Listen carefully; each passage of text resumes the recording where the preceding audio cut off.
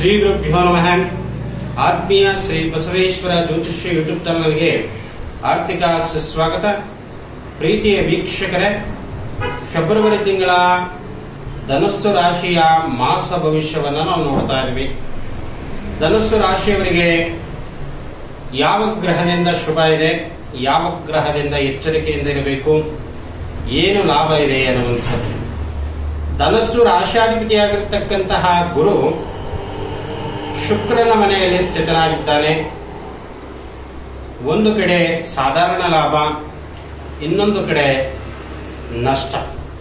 ಯಾವ ರೀತಿ ಅಂತಂದ್ರೆ, ಶತ್ರುವಿನ ಮನೆಯಲ್ಲಿ ಇದ್ದಾಗ ಗುರು ಅಷ್ಟೊಂದು ಶುಭ ಫಲಗಳನ್ನು ಕೊಡುವುದಿಲ್ಲ ಅಂತ. ಮೇಲಾಗಿ ನಿಮಗೆ ರಾಶಾಧಿಪತಿಯ ಬಲವನ್ನ ಇರಬೇಕು. ರಾಶಾಧಿಪತಿಯ ಬಲ ಇಲ್ಲದೆ ಇರುವಂತಹ ಸಮಯದಲ್ಲಿ ನೀವು ಏನೇ ಕೆಲಸಗಳನ್ನು ಮಾಡಿದ್ರೂ ಕೂಡ ಅದನ್ನ ಸಕ್ಸಸ್ ಆಗಲ್ಲ ಅಂತ. ಇಲ್ಲಿ ನಿಮಗೆ ಗುರುಬಲ ಕಡಿಮೆ ಪ್ರಮಾಣದಲ್ಲಿದೆ. ಜೊತೆಗೆ ತೃತೀಯ ಭಾವದಲ್ಲಿ ಅಂದ್ರೆ ಕುಂಭ ರಾಶಿಯಲ್ಲಿ ರವಿ, ಶನಿ, ಬುಧ ಸಂಚಾರವನ್ನ ಮಾಡ್ತಾ ಇದ್ದಾರೆ. ಚತುರ್ಥ ಭಾವದಲ್ಲಿ ರಾಹು ಮತ್ತು ಶುಕ್ರ ಗ್ರಹ ಇರುವುದು. ಹಾಗೆ ಸಪ್ತಮದಲ್ಲಿ ಬುಧನ ಮನೆಯಲ್ಲಿ ಕುಜ ಸ್ಥಿತನಾಗಿದ್ದಾನೆ. ಹಾಗೆ ಕನ್ಯಾ ರಾಶಿಯಲ್ಲಿ ಕೇತು ಸ್ಥಿತನಾಗಿದ್ದಾನೆ. ಚತುರ್ಥ ಭಾವದಲ್ಲಿ ರಾಹು ಸ್ಥಿತನಾಗಿದ್ದಾಗ ಶುಕ್ರನು ಕೂಡ ಉಚ್ಚನಾಗಿ ಸ್ಥಿತನಾಗಿದ್ದಾನೆ. ಒಂದು ಕಡೆಗೆ ನಿಮಗೆ ಶುಕ್ರನಿಂದ ಲಾಭ ಸಿಗುತ್ತೆ, ನಷ್ಟ ಆಗಲ್ಲ. ಆದ್ರೆ ಇನ್ನೊಂದು ಕಡೆಗೆ ನಿಮಗೆ ಮೋಸ ಆಗ್ತದೆ ಅಂತ. ಅದು ಯಾವ ರೀತಿ? ಮಾತೃವಾತ್ಸಲ್ಯದಿಂದ ದೂರ ಆಗಬಹುದು, ಅಥವಾ ಮಾನಸಿಕವಾಗಿ ನಿಮಗೆ ಖಿನ್ನತೆಗೆ ಒಳಗಾಗಬಹುದು, ಅಥವಾ ಆರ್ಥಿಕವಾಗಿ ನೀವು ಹಿನ್ನಡೆಗೆ ಒಳಗಡೆ ಆಗಬಹುದು, ಅಥವಾ ದೈಹಿಕವಾಗಿಯೂ ಕೂಡ ಆರೋಗ್ಯದ ಸಮಸ್ಯೆಗಳನ್ನ ನೀವು ಎದುರಿಸ್ತಾ ಇರ್ತೀರಾ ಅಂತ. ಈ ಕಡೆ ಹೇಳಕ್ಕಾಗಲ್ಲ, ಈ ಕಡೆ ಬಿಡಕ್ಕಾಗಲ್ಲ. ಆ ತರ ನಿಮಗೆ ನಿಮ್ಮ ದೇಹದಲ್ಲೇ ನಿಮಗೆ ರೋಗ ಬಾಧೆ ಕಾಡುತ್ತೆ ಅಂತ. ಅದನ್ನ ನಿವಾರಣೆ ಆಗ್ಬೇಕು ಅಂತಂದ್ರೆ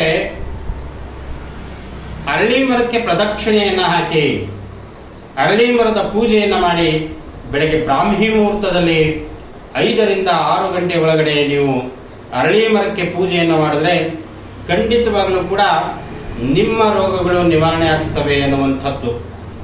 ಎರಡನೆಯದಾಗಿ, ಕುಜ ಸಪ್ತಮದಲ್ಲಿದ್ದಾನೆ, ಅದು ಬುಧನ ಮನೆಯಲ್ಲಿದ್ದಾನೆ.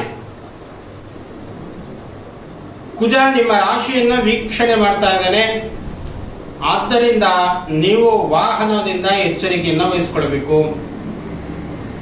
ಸ್ವಲ್ಪ ಸಣ್ಣ ಪುಟ್ಟ ಗಾಯಗಳಾಗಬಹುದು, ಅದರಿಂದ ಎಚ್ಚರಿಕೆಯನ್ನು ವಹಿಸಿಕೊಳ್ಬೇಕು. ಸಡನ್ಲಿ ನೀವು ಮನೆಯಲ್ಲಿ ಜಾರಿ ಬೀಳುವಂತಹ ಸಾಧ್ಯತೆಯೂ ಇಲ್ಲಿ ಅತಿ ಹೆಚ್ಚಿನದಾಗಿ ಕಾಡ್ತಾ ಇದೆ. ಇನ್ನೊಂದು ಕಡೆಗೆ ನೀವು ಎಲ್ಲಾದ್ರೂ ಒಂದು ಕಡೆ ಕೆಲಸವನ್ನ ಮಾಡ್ತಾ ಇರ್ತೀರಾ, ಆ ಕೆಲಸದಲ್ಲೂ ಕೂಡ ಬಹಳ ಎಚ್ಚರಿಕೆಯಿಂದ ಕಾರ್ಯವನ್ನ ನಿರ್ವಹಿಸಬೇಕು.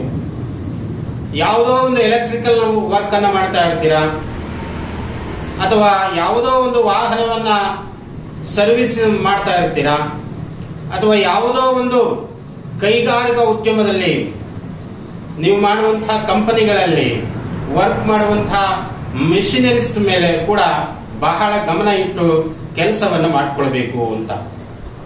ಏಕೆಂದ್ರೆ ಕುಜ ರಕ್ತಕಾರಕನಾಗಿರುವುದರಿಂದ ಸಣ್ಣ ಪುಟ್ಟ ಗಾಯಗಳು ಆಗಬಹುದು, ಇಲ್ಲ ಸಲ್ಲದ ಅಪವಾದಗಳು ಕೂಡ ಬರಬಹುದು.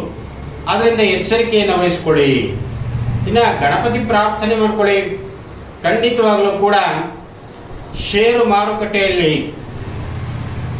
ಏನಾದ್ರೂ ವ್ಯತ್ಯಾಸಗಳಾದ್ರೂ ಕೂಡ ನಿಮಗೆ ಲಾಭವನ್ನು ತಂದುಕೊಡುತ್ತೆ ಅನ್ನುವಂಥದ್ದು. ಇನ್ನೊಂದು ಕಡೆಗೆ ತೃತೀಯದಲ್ಲಿ ರವಿ ಇರುವುದರಿಂದ ಧನುಸ್ಸು ರಾಶಿಯವರಿಗೆ ಒಂದು ಕಡೆ ಲಾಭ ಇದೆ. ಅದು ಯಾವ ರೀತಿ ಅಂತಂದ್ರೆ, ರಾಜಕೀಯ ಕ್ಷೇತ್ರದಲ್ಲಿರೋರಿಗೆ ಲಾಭ ಇದೆ, ಅಥವಾ ಸಾಮಾಜಿಕ ಕ್ಷೇತ್ರದಲ್ಲಿರೋರಿಗೆ ಲಾಭ ಇದೆ, ಅಥವಾ ದೈಹಿಕ ಕ್ಷೇತ್ರದಲ್ಲಿರುವಂತವರಿಗೆ, ಸೋಷಿಯಲ್ ವರ್ಕ್ ಮಾಡುವಂತವರಿಗೂ ಕೂಡ ವಿಶೇಷವಾಗಿ ಸ್ಥಾನಮಾನವನ್ನ ರವಿಗ್ರಹ ತಂದುಕೊಡುತ್ತೆ ಅನ್ನುವಂಥದ್ದು. ಹಾಗೆ ಜೊತೆಗೆ ಶನಿ ಇರುವುದರಿಂದ ಸಣ್ಣ ಪುಟ್ಟ ಕೆಲಸಗಳು ನಿಧಾನಗತಿಯಲ್ಲಿ ಆಗುತ್ತೆ, ಅದನ್ನೆಲ್ಲವೂ ಕೂಡ ಸರಿ ಹೋಗುತ್ತೆ ಅನ್ನುವಂಥದ್ದು. ಹಾಗೆ ನಮ್ಮ ಶ್ರೀ ಬಸವೇಶ್ವರ ಜ್ಯೋತಿಷ್ಯ ಯೂಟ್ಯೂಬ್ ಚಾನಲ್ ತಾವು ಸಬ್ಸ್ಕ್ರೈಬ್ ಮಾಡುವುದನ್ನು ಮರಿಬೇಡಿ ಅಂತ ಹೇಳ್ತಾ ನನ್ನ ನಮಸ್ಕಾರಗಳು.